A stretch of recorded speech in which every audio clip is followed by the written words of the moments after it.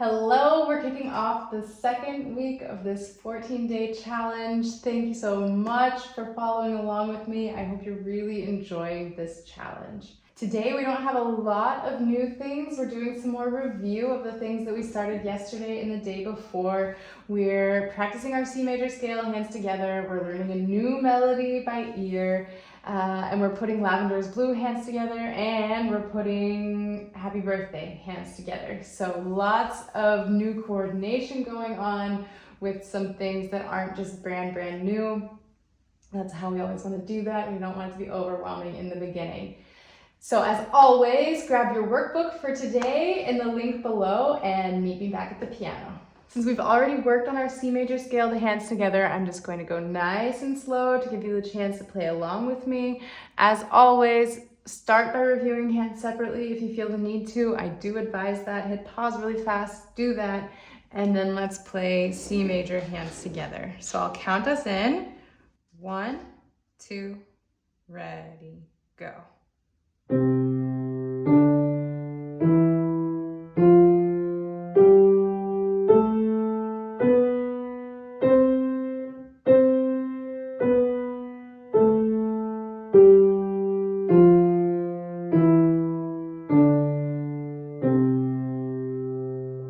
If you hit any snags along the way, that's not a big deal. Just make sure that you take time to kind of problem solve, figure out what went wrong, maybe why it went wrong.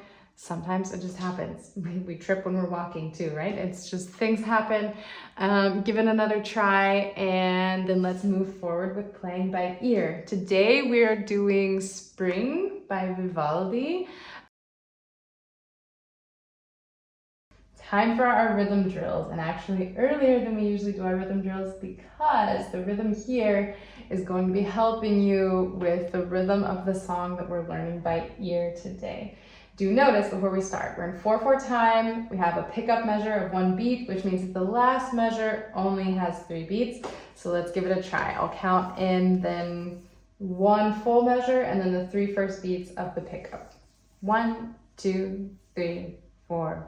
1, 2, 3, 4. 1, 2, 3, 4, and 1, 2, 3, 4, and 1, 2, 3, 4, and 1, 2, 3.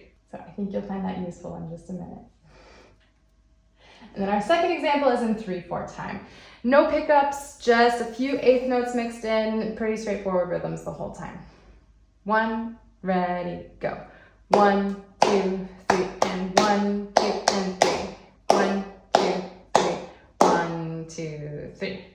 It's a little bit tricky with the eighth notes in different spots, so maybe let's do that one more time. 1, ready, go. 1, 2, 3, and 1, 2, and 3. 1, 2, 3, 1, 2, 3. Excellent. The name might not immediately tell you the melody, but I will help you figure it out here. So we're starting on C. We start right away with a jump. So this is a good chance to be practicing intervals a little bit and starting to find those. So I am going to just sing it for you once, and I would really like for you to try to pause the video, try to figure it out on your own, and then work through it with me, because I want you to keep developing this skill on your own to start building some confidence here. And if you're always using my guidance as a crutch, then you will learn, you will get there, but it's good to try it independently too. So hit pause and then meet me back here. But before you pause, wait, I need to sing it for you. And I'm very sorry, I am a pianist, I am not a singer, but it is what it is. So our melody is dun dun dun dun dun dun dun dun dun dun dun dun dun dun dun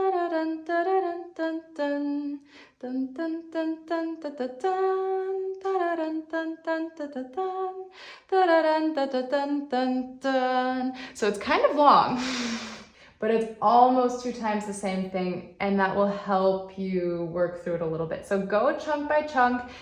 If you can tolerate my singing, go back and listen again and just kind of go through bit by bit with that. And then let's come back here. So we're starting with dun, dun, dun, dun, dun, dun, dun. So we have two jumps. We have a smaller jump and a bigger jump. And let's try and figure out what those are. So we're starting on C, and maybe you think it's a fourth. Maybe you think it's dun.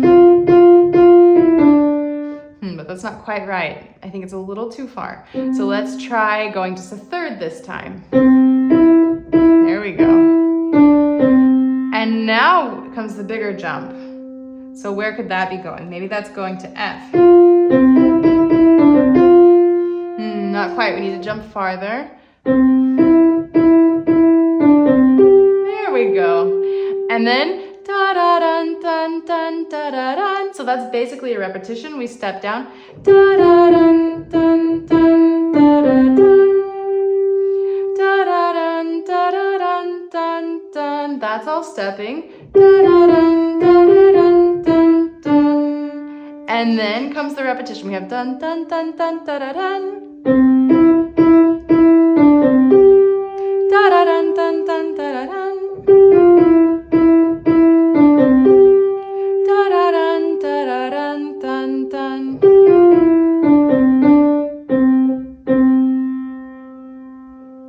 So as you can see, this was maybe a challenge because for starters, it's a really long melody. It's much longer than anything we've learned by ear. That maybe wasn't very nice of me, but it's good for a challenge, right? This is a 14-day challenge. It's not a 14-day walk in the park. But you may have noticed that if you can find just those two jumps, because it's actually only the two jumps. We don't go outside of this 5-finger position. If you figure out those two jumps, and the rest of it's just skipping, and then you have to just hear which way it's going. So maybe give that a couple more tries now on your own. I think it's a little bit harder to immediately be able to play a melody by ear perfectly many times in a row, just because when we're reading, we have this visual reminder of the notes that we need. When we're playing by ear, it's all this short-term memory that's stored in our heads. But the more you do it, the better you're going to get at it. And it's really important to do it a few times right in a row so that you really get that pattern locked in and then you know how it goes. Today, in our reading examples, we have some new landmark notes, especially because we're using the C in the bass clef so much. So we do have one more landmark note that we're going to learn, or one more set of landmark notes that we're going to learn over the course of this challenge. Here we're adding C in the bass clef that's below our F line, and then we're adding C in the treble clef that's above our G line. So when we look at those on the piano, here's our middle C, here's the F that we've had as a landmark until now, and then this is the C that we're using as a landmark in the bass clef. And then in the right hand, it's fairly similar. In the treble clef, it's fairly similar. Here's our middle C, here's our G that we've had until now, and then this is the C that we want to be able to recognize really quickly. Visually, they're both spaces that are halfway between our landmark notes and what's going to be our other landmark notes. So the bottom line in the bass clef and the top line in the treble clef. That makes it kind of easy to notice visually. And then the pattern is also straightforward because the left hand, the bass clef is C, F, C, and the treble clef is C, G, C. So we're making sandwiches out of the F and the G, and the C. The C's are our bread. This is how they look when we add the notes in. The little lines are hard to see when it's yellow, but I wanted to be consistent with the colors that I was using for each of the notes. So yellow is C, blue is F, red is G. And as we talked about before, we always want to be able to recognize those quickly without the colors also. You can absolutely color them in as much as you need to. Nothing new there. Today we don't have an interval quiz or a note quiz like we've had the last several days. That is an essential skill. We do need to be able to do that. We do need to be able to see fairly random notes and to be able to recognize them quickly, almost automatically. Long-term automatically is great. I want you to be able to read the notes as naturally as you read letters on a page. That might feel hard to believe now, being in your 8th day of a piano challenge, that when you're starting from scratch, but long-term it really is possible. If you just keep dedicating small chunks of time like we've been doing over these last several days, it's entirely doable, I promise you. Now we're moving beyond that and we're starting to look at reading patterns. because if we're only ever reading note, note, note, note, it's really slow. And intervals help speed up that reading process. But when we start to read notes in groups instead of one at a time, that's the sweet spot. Again, we need all of these skills, but this is really, really essential. So today we're looking at some patterns that are fairly common in music.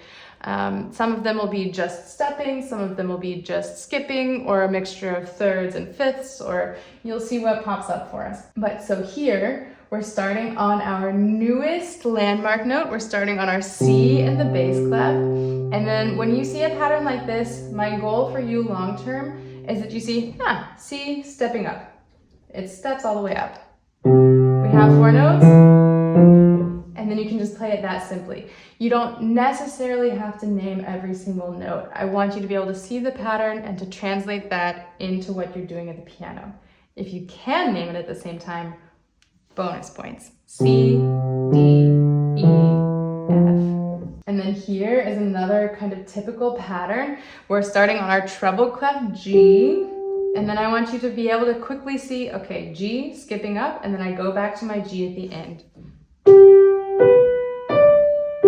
If you're able to quickly identify G, B, D, G, even better. But as long as you can see the general pattern and reproduce it on the piano, that's really the most important thing. Here we have a very similar pattern. We're starting on C and we have lots of thirds. Let's do it one more time and name them. C, A, F, A. This is another common one. We're starting with a landmark note, we're stepping up, and then we skip back down to our first note. If that rings a bell, that's the same pattern that we start Frère Jacques with. G, A, B, G.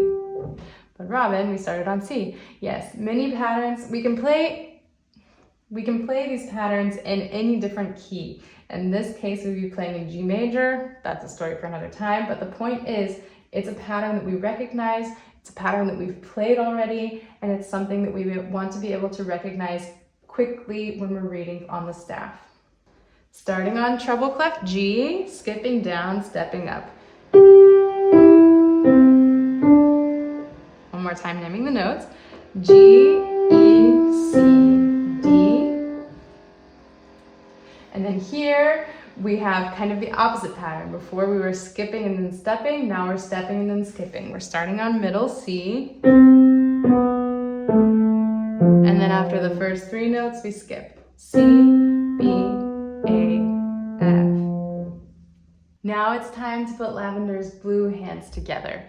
So as always, please, please, please review the hands separately. I will do that fairly briefly here. Feel free to pause and do that as many times as you need before you try it hands together, but I'll just walk you through that briefly now. So we're starting on C, we have our 5th, we jump up to G, and let's just play through the first line once together. 1, ready, go.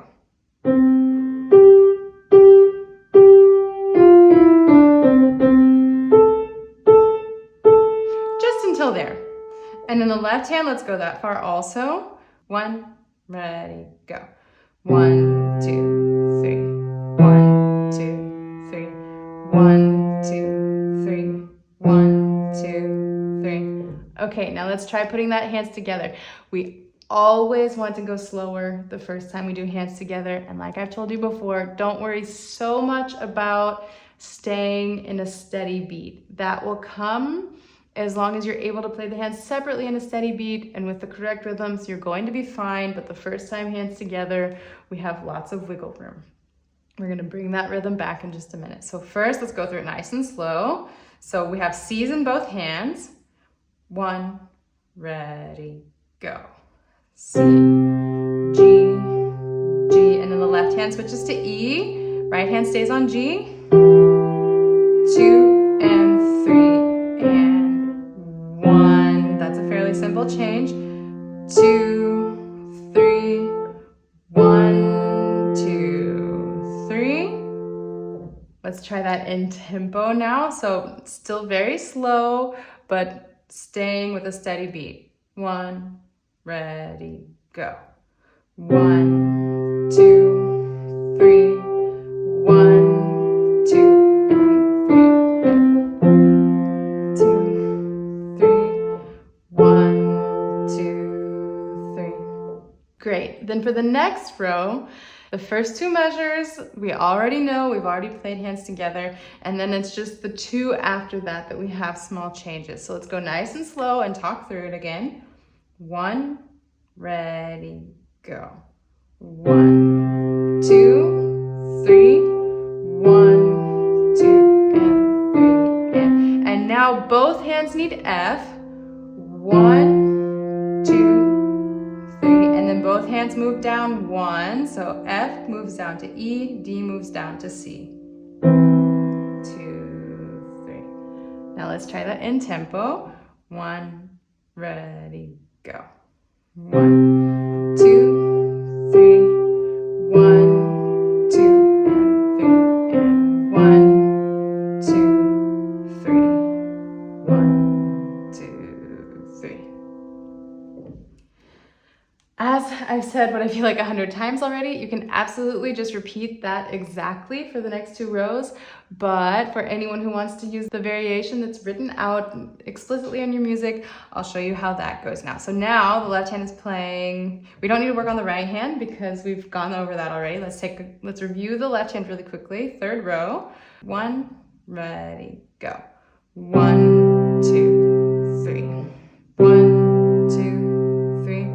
1, 2, 3. 1, 2, 3. Pretty straightforward, right? So basically, it's almost what we had on the left hand before, but instead of C jumping up to E, we add the G on top and play the same thing twice. And then the F's are the same, and we just add a C to that. Let's try it hands together, nice and slow. 1, ready, go.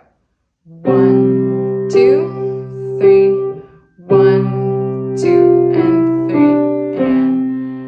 and then here, get ready for the left hand. 1, 2, 3, 1, 2, 3. One time in tempo. 1, ready, go. 1, 2, 3, 1, 2, and 3, and 1, 2, 3, 1, 2, 3. And then the last row, like we talked about yesterday, is kind of a mixture between the third row and the second row. So I think we can be okay to just put that right immediately, the hands together. If you have any doubts, hit pause, practice the left hand alone, and then meet me back here. 1, ready, go. 1, 2, 3, 1, 2, and 3, and now just F's. 1, 2, 3, 1, 2, 3. One more time without any breaks. 1, ready, go. 1, 2, 3, 1, 2, and 3. 1, 2, 3, 1, 2, 3. Congratulations! That's your second piece that you've learned hands together. And now let's repeat that whole process for happy birthday. So we're going to do really small chunks, more or less the same chunks we've been doing until now. Let's start with the right hand. We're just going to do the first happy birthday to you. So 1, 2, 3, 1, 2, 3. Just that far. And then the left hand starts like Lavender's Blue. We start with the same fifth, C and G together. 1, ready, go. 1, 2, 3. Then our C moves down to B. 1, 2, 3. And now let's try putting that hands together. So the right hand is going to play happy all on its own, and then birthday is where the hands start playing together. 1, 2, 3, 1, 2. Happy birthday. One more time, and I'll count for you this time. 1, 2, 3, 1, 2, 3, 1, 2, 3, 1, 2, right hand is already moving forward, we can do the next happy birthday chunk with just the right hand. 1, ready, go. Happy birthday to you. And the left hand has basically the pattern from before, but backwards. So we have our 6th, B and G, back to our 5th. 1, ready, go. 1, 2, 3. 1, 2, 3. Let's try that small chunk, hands together. The happy in the right hand comes alone. So 1, 2. Happy birthday to you. One more time with counting. 1, 2, 3. 1, 2, 3. 1, 2. Now let's put those two small chunks together. 1, 2, 3. 1, 2, 3. 1, 2, 3. 1, 2, 3. 1, 2. Okay, now we have our chunk with the big jump. Right hand alone. 1, 2, 3. 1, 2, 3. 1, 2. And the left hand is starting again on our 5th, and then we have a 6th after that, but you'll remember that the thumb slides over to A this time. So let's practice that once alone. 1, ready, go. 1, 2, 3. 1, 2, 3. And now hands together. Nice and slow. Let's do this one slower because of all the jumping and finger switching. 1, 2, 3. 1, 2, 3. 1, 2. Hold. And then that's where the right hand jumps over. And then let's do hands separately there, hands together, the second half, and then everything all hands together. So now from happy birthday to you, the very last one, starting on F. 1, 2, 3. 1, 2, 3. 1, 2. Hold. And the left hand has its trickier little spot where we have our 5th, this funky chord that has 3 notes that we'll learn more about later, and then it goes back to our 5th. Remember, you have your options there. You can also play B and G together or just F and G together. Both sound great. Take the one you like best, one you're most comfortable with. Call it a day. Let's do the left hand alone there once. 1, ready, go. 1, 2, 3. 1, 2, hold. Let's do the hands together there, nice and slow. It does have a bit more coordination going on just because we have a faster rhythm. 1, 2, 3. 1, 2, 3. 1, 2, hold. Great. Then let's do the second half, the hands together, nice and slow. So from this big octave jump, right? 1, 2, 3. 1, 2, 3. 1, 2. 1, 2, 3. 1, 2, hold. And then all the way from the beginning, nice and slow. You can try to play along. As always, if you find it a little overwhelming playing the hands together, just watch me do it and then give it a try on your own. Don't worry. 1, 2, 3. 1, 2, 3. 1, 2. 3. 1, 2, 3. 1, 2, 3. 1, 2, 3. 1, 2, 3. 1, 2. Hold. 3. 1, 2, 3. 1, 2. Hold. Whew, that was a big practice day. We put a lot of things hands together that we haven't played hands together before, and we're going to be doing more and more of that as we move forward, but it's always going to be the same process. Always learn things first, hands separately, Then bit by bit in really small chunks, put things hands together, go nice and slow, and please go slow, go slow, go slow, go slower than you think you need to. Probably slower than I was going in the videos. I didn't go too slow here because I know that you can watch back many times. I know that you can change the speed, the playback speed on YouTube, and do take advantage of all of those things to really get the most out of this challenge. I'm so proud of you and all of the work you've put in, and I will see you back here tomorrow. Happy practicing.